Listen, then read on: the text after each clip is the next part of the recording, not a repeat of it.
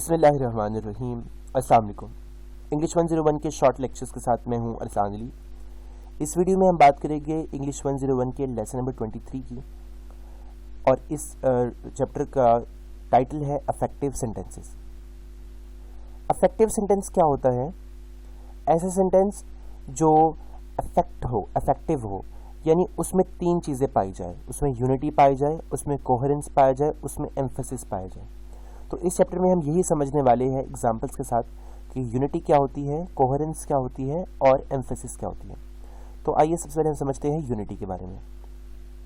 Unity का मतलब है कि आपका सेंटेंस एक ही मेन आइडिया पर मुश्तमिल होना चाहिए, यानी एक ऐसा सेंटेंस जिसमें सिर्फ एक ही मेन आइडिया हो। एक से ज़्यादा फैक्ट्स हो सकते हैं उसमें, लेकिन एक से ज़्यादा मेन आइडियाज़ नहीं होने चाहिए। सारे के सारे फैक्ट्स उसी मेन आइडिया के मुतालिक होने चाहिए। फॉर एग्जाम्पल, अगर मैं ये कहूँ कि जितनी भी मॉडल्स हैं, all the models were all dressed in the latest fashion and many of them are unemployed, यानी जितनी भी मॉडल्स हैं वो सारी की सारी उन्होंने अच्छे लिबास पहने हुए हैं जो कि लेटेस्ट फैशन के मुताबिक है, लेकिन वो सब की सब बेरोज़गार है।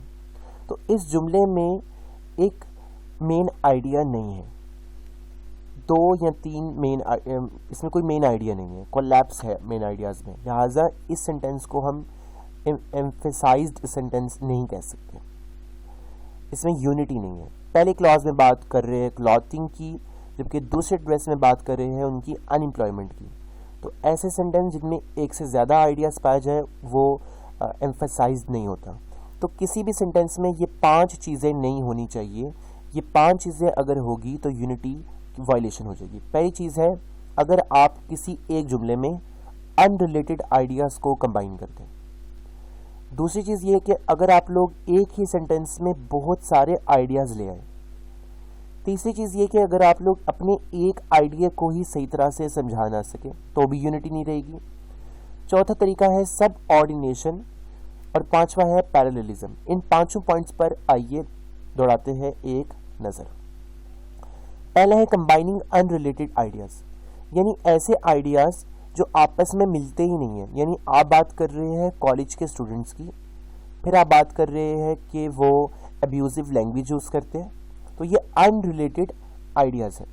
स्टूडेंट्स और अब्यूजिव लैंग्वेज, ये दोनों अनरिलेटेड टर्म्स हैं जो आपस में कंबाइन आप नहीं कर सकते। दूसरा जो पॉइंट है वो है टू मैनी आइडियाज और details put in a single sentence. एक ही सेंटेंस में आप बहुत से आइडियाज शामिल कर दें तो भी यूनिटी नहीं रहेगी, यानी एक मेन आइडिया नहीं रहेगा। फॉर एग्जाम्पल, अगर आप लोग ये कहें कि मैं सुबह न्यूज़पेपर पढ़ता हूँ, फिर बस स्टॉप पे जाके खड़ा होता हूँ बस के लिए, फिर सूरज की रोशनी जो है वो बिल्डिंग्स के ऊपर पड़ती है और बंद आंखें खुल जाती है, ये मुझे बड़ा अच्छा लगता है ये सारी चीज़ें। अब इसमें 5-6 आपने आइडियाज़ मिक्स कर दिए। सुबह उठ के न्यूज़पेपर पढ़ना, क्राउडेड स्टेशन में जाना, morning sunlight, building, sleepy eyes, तो ये सारी ग्रेट इंप्रेशन, ये बहुत सारे आइडियाज़ आप एक ही सेंटेंस में ले आए हैं, तो यहाँ पर भी यूनिटी जो है वो नहीं रहेगी। तीसरा जो यूनिटी को वायलेट करने का तरीका है वो है अगर आप लोग अपने एक आइडिया को ही या उसकी ग्रामेटिकल कंस्ट्रक्शन को ही कंप्लीट ना कर सके, तो ये ही इस तरह भी यूनिटी नहीं रहेगी।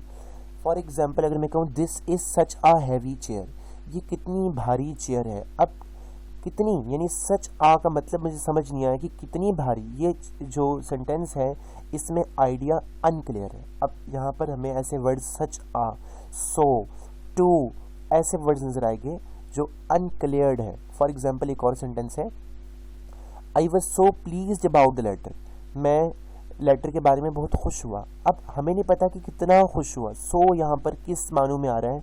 The news is too wonderful, how much wonderful, the news is indeed wonderful होना चाहिए था, लेकिन too wonderful is not a unity, it doesn't showing unity in the sentence. चौथा जो पॉइंट था वो था सब ऑर्डिनेट। सब ऑर्डिनेट ये होता है कि किसी भी सेंटेंस में दो क्लॉज होते हैं। एक होता है मेन क्लॉज यानी इंडिपेंडेंट क्लॉज, दूसरा होता है डिपेंडेंट क्लॉज यानी सब ऑर्डिनेट।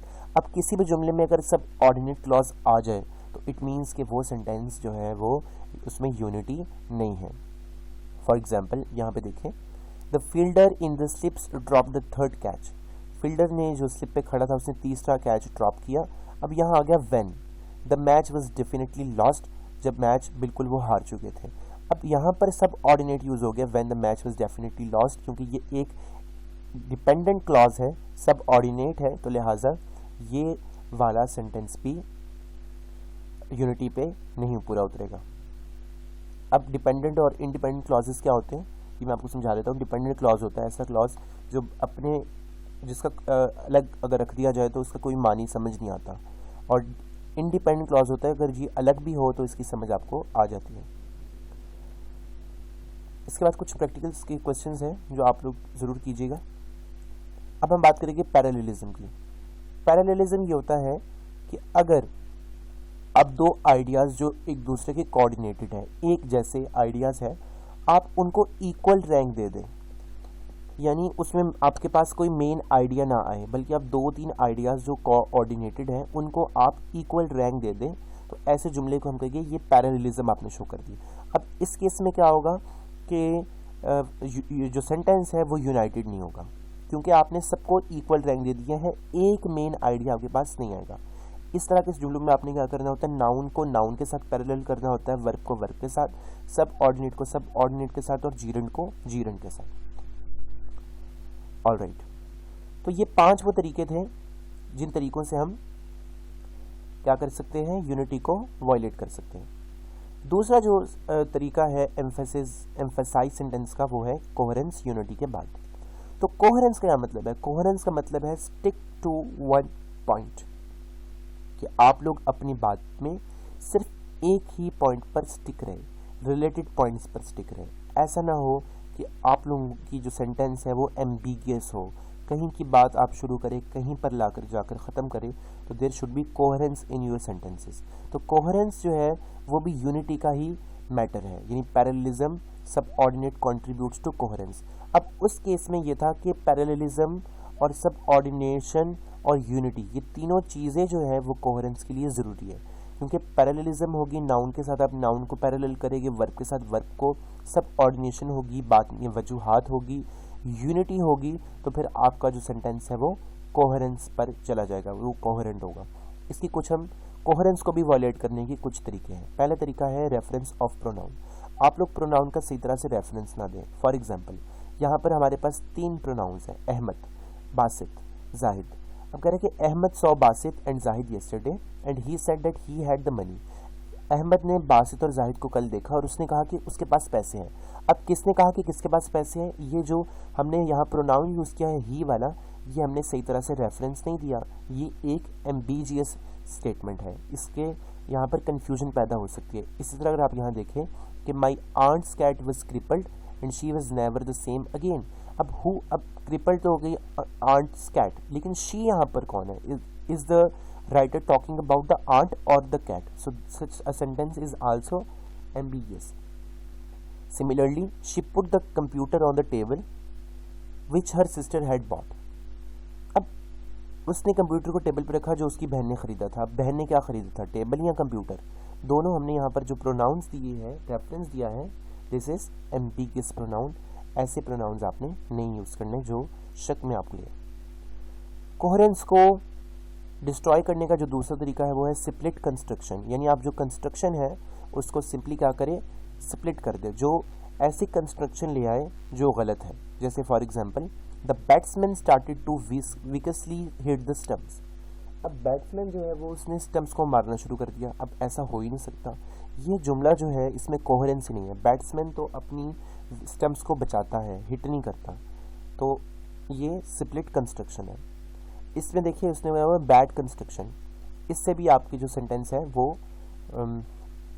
उसमें कोहेरेंस नहीं रहेगी, यानी डिस्ट्रॉय हो जाएगी। बैड कंस्ट्रक्शन ये है कि ये वो किताब है जिसके बारे में मैंने बताया था। अब कब बताया था, आपने तो बड़ी किताबों का बताया, ठीक है, तो ये है बैड कंस्ट्रक्शन। आपकी जुमलों में ऐसे कंस्ट्रक्शन है जो बैडली, उर्दू में तो हम आमतौर पर यही चीज़ें इस्तेमाल कर रहे होते हैं, बैड कंस्ट्रक्शन भी होती है, स्प्लिट कंस्ट्रक्शन भी होती है, लेकिन इंग्लिश ज़ुबान में और खासतौर पर लिखते वक्त आपने इन सब चीज़ों का ख्याल रखना है। ऑलराइट स्टूडेंट्स, बैड कंस्ट्रक्शन के बाद चौथा जो तरीका है वो है स्प्लिट कंस्ट्रक्शन का ही दूसरा पार्ट है mixture of figures of a speech, यानी आप स्पीच में जो फिगर्स हैं उनको मिक्स करते हैं। शिफ्टिंग ऐसी कर दे कि जो फिगर्स है वो मिक्स हो जाए। जैसे my castles in air came tumbling down into a bottomless heap. अब ये जुमले को आप देखें तो यहाँ पर जो फिगर्स है वो मिक्स हो चुके हैं। कुछ और तरीके भी हैं कोहेरेंस को डिस्टर्ब करने के, जिनमें है एक्टिव टू पैसिव, यानी आप एक्टिव जुमले को पैसिव कर दें, जैसे यहाँ करके दिखाया गया है he ran to the station and the train was taken by him.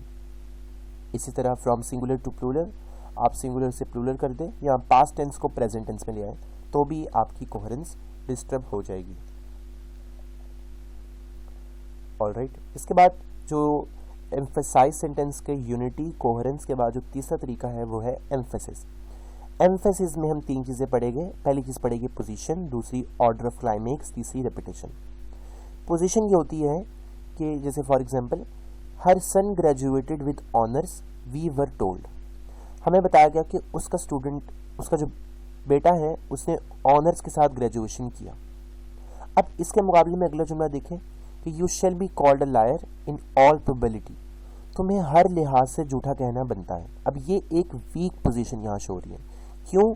क्योंकि हर प्रोबेबिलिटी में तो कोई झूठा हो नहीं सकता। अब किसी से नाम पूछा जाए तो वो झूठ नाम तो नहीं बताएगा, ठीक है, वो कहाँ रहता है ये झूठ तो नहीं बताएगा। तो वो उससे कुछ ऐसे सवालात होंगे, कम से कम एक सवाल तो होगा जिसको आप सच बोलेगा। तो ऑल प्रोबेबिलिटी में झूठा होना, this is a wrong statement. This is position जो है वो उसकी झूठी गलत बताई जा रही है।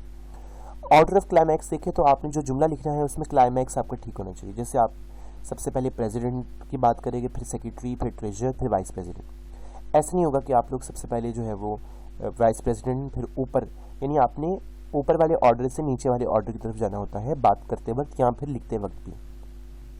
तीसरा है रेपिटेशन। रेपिटेशन जो है ये भी एम्फेसिस बढ़ाती है। जैसे the dog with was his only friend, his only companion, his only confidant and his only heir. अब ये जो हिज ओनली वर्ड है, रिपीटेशन है, ये emphasis. They believe that most of us believe they are lazy. अब natural order में देखिए, I have never seen anything like it in my life. कुछ प्रैक्टिस है वो आप कीजिएगा। इंशाल्लाह अगले वीडियो में हम बात करेंगे लेसन नंबर 24 की, आइडेंटिफाइंग सेंटेंस एरर्स। अगर आपको कोई भी सवाल समझ ना आया हो लेसन नंबर 23 में तो प्लीज़ कमेंट बॉक्स में जाएं और अपना सवाल जो है वो लिखें, आपको जल्द ही जवाब मिल जाएगा। एक और चीज़ मैं आपसे कहना चाहता हूँ कि अगर आपने अभी तक सब्सक्राइब नहीं किया तो प्लीज़ सब्सक्राइब करें। Thank you.